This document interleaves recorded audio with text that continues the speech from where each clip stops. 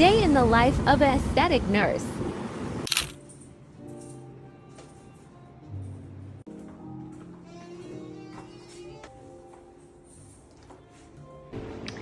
Hi guys. Ay, wala si Micah. Good morning. So we're going down. Taray, diba? May elevator sa clinic.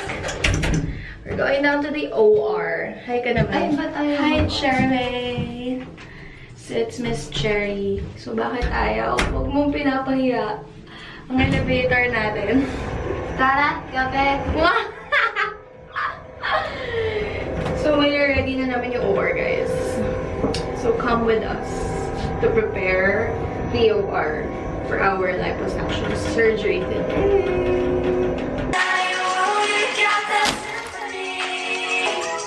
Like if you like me blink twice, are you naughty or nice? If you like me blink twice, are you naughty or before the surgery?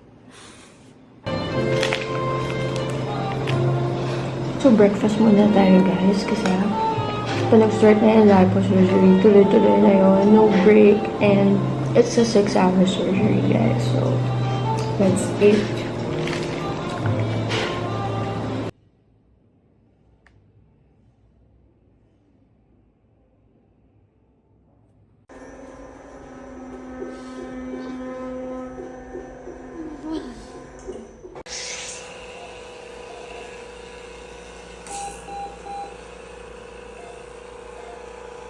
Hi everyone! So, kakatapos lang ng live po namin.